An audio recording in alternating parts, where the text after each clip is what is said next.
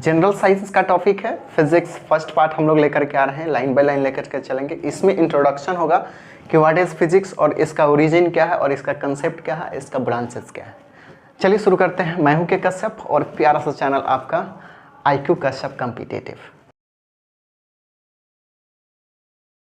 Physics. तो पहला तो बात हो सकता है ये फिजिक्स जो है दिया किसने, ये वर्ड आया किससे। तो आप अरिस्टोटल का नाम सुने होंगे, अरिस्टोटल, ठीक है। ये अरिस्टोटल जो है एक ग्रीक फिलोसफर थे, ठीक है, फिलोसफर थे। एक ग्रीक फिलोसफर, पहली बार अरिस्टोटल साहब ने फिजिक्स का टर्म्स क्वाइंट किया था। पहली बार जो फिजिक्स का वर्ड क्वाइंट करने वाला या फिर कह सकते हैं बताने वाला, वो कौन थे? अरिस्टोटल। अच्छा, कब की बात है ये कहानी? ये कहानी है 350 BC की, 350 BC की। अच्छा, ये क्योंकि ये अरिस्टोटल साहब कहाँ से बिलोंग करते थे? ग्रीक से। एक्चुअली ये फिजिक्स डायरेक्ट नहीं आया, एक ग्रीक वर्ड है फ्यूसिस, ठीक है। कहीं कहीं एक और वर्ड लिखता है फिजिक्स, है ना, जिसको फिजिका बोलता है, ठीक है। ये दोनों जो वर्ड है, ये कौन सा वर्ड है? ग्रीक वर्ड है, जिसका मतलब होता है नॉलेज ऑफ नेचर, या फिर हम लोग कहते हैं मीनिंग है नेचर, ठीक है। और फिजिक्स के अंदर भी स्टडी हम लोग इसी बारे में करते हैं, इसलिए हम लोग कहते हैं कि ये जो वर्ड है फिजिक्स, इसी दोनों वर्ड से ये डिराइव हुआ है, फ्यूसिस या फिजिका। ये दोनों वर्ड कैसा है? तो ग्रीक वर्ड है, ग्रीक वर्ड है। इसका मीनिंग क्या होता है? तो नेचर, नेचर मीनिंग होता है। तो नेचर के बारे में स्टडी करना ही अपने पास कौन होता है? फिजिक्स होता है। तो फिलहाल इतना आपको समझ में आया कि फिजिक्स का पहली बार अरिस्टोटल ने इसको क्या किया, इजाद किया था या फिर इनके बारे में बताया था। एक ग्रीक फिलोसफर थे, बताया कब था? 350 BC की बात है, BC की बात है। अच्छा, ये वर्ड जो फिजिक्स से डिराइव दो वर्ड से, एक तो फ्यूसिस, आप सेपरेट देख सकते हैं इसको, ये फ्यूजिस भी कहीं लिखा रहेगा, कहीं फिजिका भी लिखा रहेगा, तो दोनों वर्ड से ये डिराइव हुआ है, जिसका मतलब होता है नेचर। अगर बेसिकली हम लोग ब्रांच की बात करें तो ये दो टाइप से हम लोग देख सकते हैं। एक होता है क्लासिकल, क्लासिकल फिजिक्स, ठीक है। दूसरा होता है मॉडर्न फिजिक्स, मॉडर्न फिजिक्स। अब समझने की बात है क्लासिकल फिजिक्स और मॉडर्न फिजिक्स। बहुत जगह एक एज डिफाइन कर दिया गया, एक सन डिफाइन कर दिया गया कि 1900 के बाद वाला जो भी होगा, अभी मतलब आगे वाला जो अभी चल रहा है, ये सब जो डिवाइड कर दिया गया कि इसको कहा गया कि ये जो है मॉडर्न का पार्ट है, उसके पहले वाला जो भी है 1900 का पहले वाला, वो सभी को हम लोग डिफाइन कर देते हैं कि वो क्लासिकल है। एक्चुअली आप टाइम लाइन ना दे करके आप इसको ऐसे समझें, क्लासिकल मतलब पुराना और मॉडर्न मतलब जो नए इन्वेंट हो रहे हैं, ठीक है। तो ऐसा हम लोग सोच सकते हैं। क्लासिकल फिजिक्स का फादर अगर बात करें, सर आइजक न्यूटन को माना जाता है, आइजक न्यूटन। अच्छा, ये तो हो गया सर आइजक न्यूटन की बात हो गई कि एक क्लासिकल या फादर ऑफ क्लासिकल फिजिक्स माना जाता है सर आइजक न्यूटन को। इनका जो जन्म हुआ था, थोड़ा सा रिलेट करेंगे, आपको समझ में आएगा। इनका जन्म हुआ था 1643 में और इनका डेथ हो गया था 1727 में, ठीक है। इनका इतना में डेथ हो चुका था, कोई दिक्कत नहीं। अच्छा, बेसिकली ये बिलोंग कहाँ से करते थे? तो यूके से बिलोंग करते थे, ठीक है। और इनका डेथ जो हुआ था यूएस में हुआ था, काम करते हुए वो यूएस में गए थे, वहाँ पे उनका डेथ हुआ था। मॉडर्न फिजिक्स की बात करें, मॉडर्न फिजिक्स, मॉडर्न फिजिक्स का अगर फादर की बात करें, क्या फादर, तो यहाँ पे दो आदमी को खासकर माना जाता है। एक गैलीलियो गैलीली को, गैलीलियो गैलीली, ठीक है। अच्छा, गैलीलियो गैलीली का अगर हम लोग बात करें तो इनका जो जन्म हुआ था, इनके 2 साल पहले इनका डेथ हो चुका था। तो पहला चीज डेथ तो समझ गए कि इनका जन्म होने के 1 साल पहले, 2 साल नहीं, 1 साल पहले, मतलब इनका जो डेथ हो चुका था 1642 में इनका डेथ हो चुका था। इसका मतलब है ये जन्म हुए थे 1564 में। गैलीली का जो जन्म हुआ था वो 1564 ईस्वी में और इनका मृत्यु हो चुका था कौन सा? 1642 ईस्वी में। थोड़ा सा कंफ्यूजन आपको लगेगा, देख लीजिएगा। सर आइजक न्यूटन क्लासिकल मतलब पुराने, जबकि जन्म के मानो गैलीलियो उसके बाद में आए, कहानी समझ में आ रहा होगा। ये बेसिकली इटली से बिलोंग करते थे, इटली से। कौन सा? इटली से। दूसरा हम लोग बात करें तो Albert Einstein, Albert Einstein, Albert Einstein. अच्छा, अल्बर्ट आइंस्टाइन की बात करें, 1879 में इनका क्या हुआ था? जन्म हुआ था, और 1955 में इनका क्या हो गया था? डेथ हो चुका था। इनको भी फादर ऑफ मॉडर्न फिजिक्स माना जाता है। तो पहले अगर ऑप्शन में अगर ए हो तो ये इनको 2014 में इनको फाइनल कर दिया गया था कि ये क्या है? Albert Einstein father of modern physics माना गया। इतना कहानी आपको समझ में आया। अच्छा, ये कहाँ से बिलोंग करते थे? तो ये जो बिलोंग करते थे जर्मनी से। कहाँ से? जर्मनी से। अच्छा, इतना बात आपको समझ में आया। फिजिक्स का अगर बेसिकली हम लोग बात करें स्टडी का और पुराना और नया के अकॉर्डिंग, तो दो पार्ट्स में, क्लासिकल, मॉडर्न। क्लासिकल पुराने वाले को बोलते हैं, जिसका फादर न्यूटन को माना जाता है। न्यूटन का जन्म हुआ था 1643 ईस्वी में, मृत्यु हो गया था 1727 ईस्वी में। अच्छा, ये कहाँ के रहने वाले थे? यूके के रहने वाले थे। डेथ कहाँ हुआ था? तो यूएस में हुआ था। अच्छा, मॉडर्न फिजिक्स का हम लोग बात करें तो एक गैलीलियो गैलीली को पहले माना गया। इनका जन्म हुआ था कितना? 1564 ईस्वी में, 1642 ईस्वी में इनका मृत्यु हो चुका था। ये बेसिकली बिलोंग करते थे इटली से। अल्बर्ट आइंस्टाइन की बात करें तो 1879 ईस्वी में क्या हुआ था? इनका जन्म हुआ था, और 1955 ईस्वी में इनका क्या हुआ था? डेथ हो गया था। ये जर्मनी से बिलोंग करते थे। इतना बात आपको समझ में आया। फिजिक्स क्या है? What is physics? फिजिक्स क्या है? Physics is a branch of science in which A study about the nature, properties of matter and energy. इसके अंदर एक क्या है? ब्रांच ऑफ साइंस है। इसके अंदर हम लोग स्टडी करते हैं, study about properties of matter, ठीक है, of matter, comma, energy and natural phenomena, ठीक है, नेचुरल फेनोमेना के बारे में स्टडी करते हैं। अच्छा, स्टडी किसके बारे में? गौर करना बुआ, एक आया वर्ड मैटर, जिसका हम लोग मैटर के बारे में जिसके अंदर में स्टडी करते हैं, और एनर्जी के बारे में, और जो नेचुरल फेनोमेनाज होते हैं, जो रियल लाइफ में जो भी फेनोमेनाज हो रहे हैं, अर्थ मूव कर रहा है तो क्यों कर रहा है, ये सब नेचुरल चीज़ है। अब समझना, ये नेचुरल चीज़ अगर लिविंग थिंग्स और नॉन लिविंग थिंग्स की बात करें तो ये नॉन लिविंग थिंग्स की चीज़ों की बात करता है फिजिक्स के अंदर में। मतलब यहाँ पे लिविंग थिंग्स के बारे में हम लोग बात नहीं करने वाले हैं। अगर हम लोग डिफरेंस है, लॉ ऑफ मोशंस वगैरह जो है, इसमें कोई लिविंग थिंग्स का कोई एक्टिविटीज़ नहीं है। यहाँ पे जो भी एक्टिविटीज़ है एक एज ए हम लोग बॉक्स लेकर के चलते हैं, या एज ए एक मैटर लेकर चलते हैं। अच्छा, ये तो हो गया। मैटर लेकर चलते हैं तो मैटर को प्रॉपर्टीज़ भी हम लोग को देखना पड़ेगा, ये मैटर है तो किस तरह का है। अगर कोई भी चीज़ मूव कर रहा है तो उसके ऊपर फोर्स भी लगते हैं, और साथ में उसके पास एनर्जी भी क्रिएट होता है। तो इसका मतलब हम लोग को एनर्जी के बारे में पढ़ने होंगे।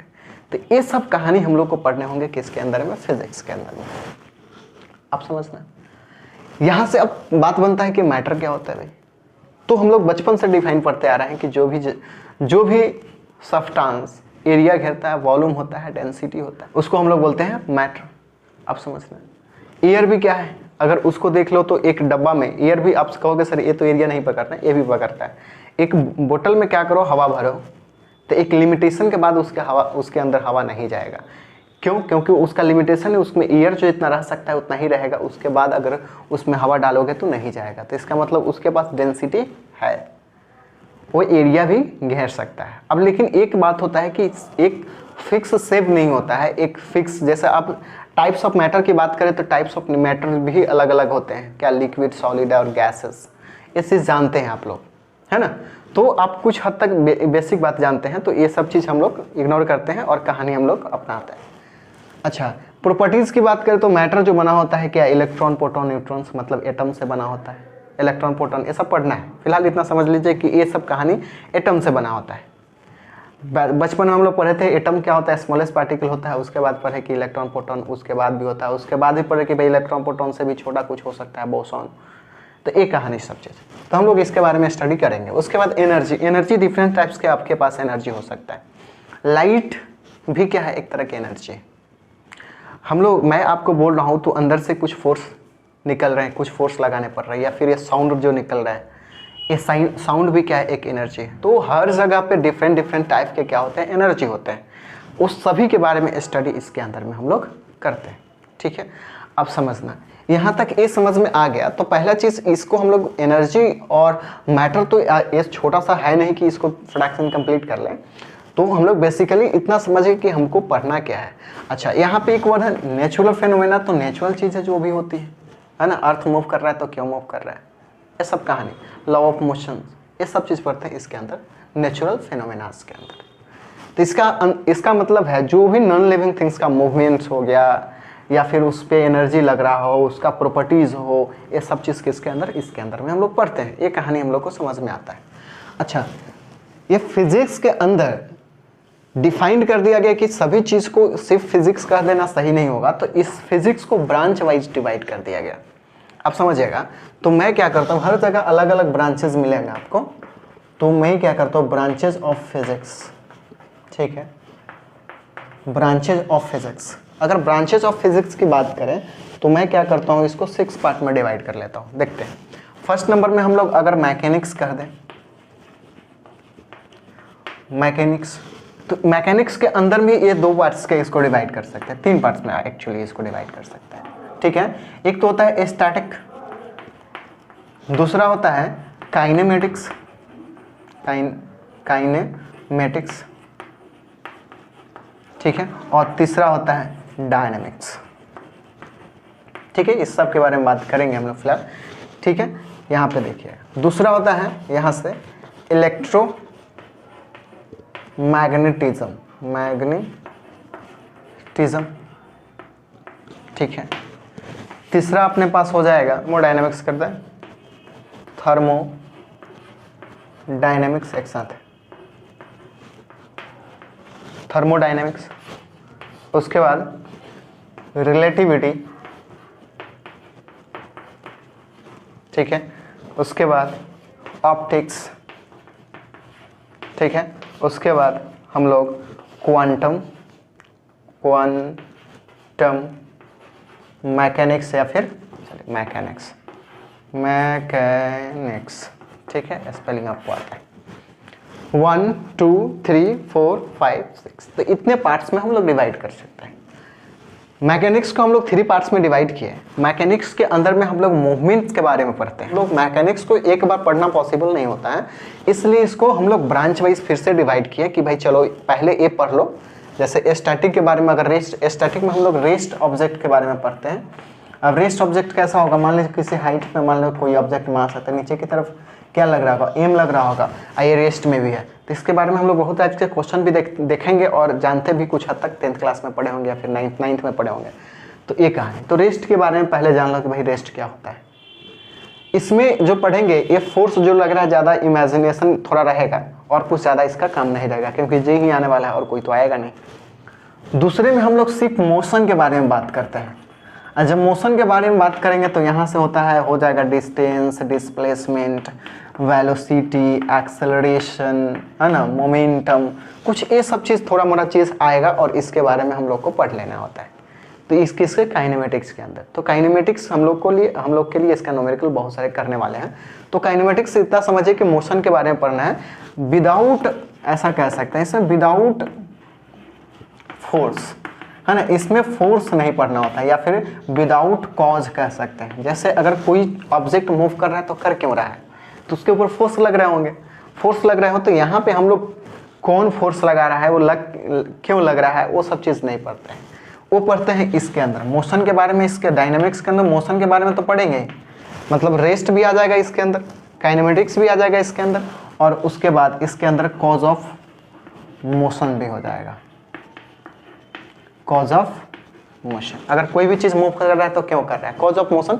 अगर फोर्स का डिफिनेशन पढ़े होंगे तो कॉज ऑफ मोशन ही इसका क्या होता है, डिफिनेशन होता है। तो इसका मतलब फाइनली इसके अंदर में फोर्स आ जाएगा।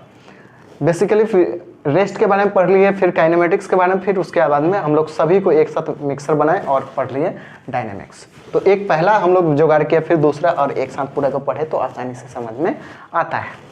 अच्छा, इलेक्ट्रोमैग्नेटिज्म, तो इसके अंदर हम लोग इलेक्ट्रॉन वगैरह के बारे में, इलेक्ट्रॉन प्रोटॉन के बारे में पढ़ेंगे और मैग्नेट के बारे में पढ़ रहे हैं, मैग्नेटिज्म के बारे में। तो ऐसे बहुत सारे चीज़ है मैग्नेटिज्म के अंदर जिसके बारे में पढ़ेंगे।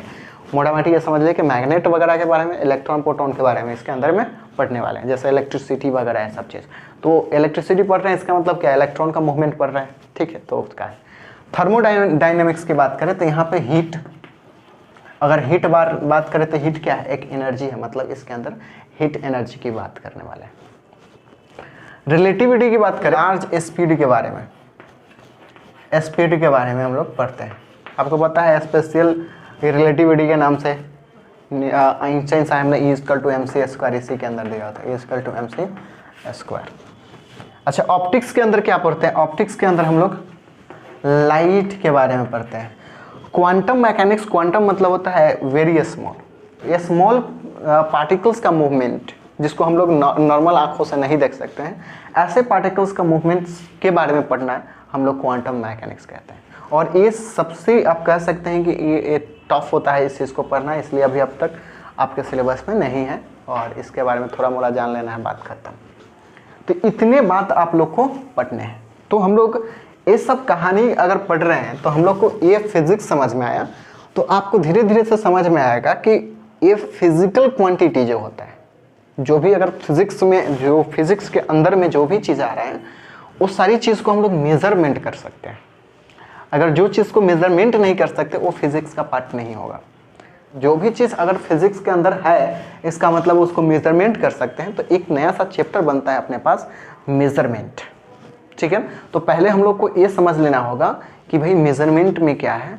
अगर फिजिकल क्वांटिटी हम लोग कह रहे हैं मेजरमेंट कर सकते हैं, तो ये फिजिकल क्वांटिटी क्या है, तो क्या और भी कोई दूसरा क्वांटिटी होता है, फिर यूनिट क्या होता है, इस सारी कहानी हम लोग नेक्स्ट लेक्चर में हम लोग बात करने वाले हैं। फिलहाल हम लोग यहीं पे छोड़ रहे हैं, यहाँ तक क्लियर कर लिया कि हम लोग को ऐसा कुछ पढ़ना होता है। मैकेनिक्स के पहले हम लोग बात करते हैं तो मैकेनिक्स की बात करते हैं। मैकेनिक्स को, क्योंकि अब फिजिक्स है, मैकेनिक्स फिजिक्स है, हम लोग इसको भी मेजरमेंट कर सकते हैं। मैकेनिक्स के अंदर जो भी टर्म्स आएंगे सभी को मेजरमेंट कर सकते हैं। इसका मतलब है कि इससे पहले हम लोग को एक चैप्टर और भी पढ़ लेना चाहिए, मेजरमेंट।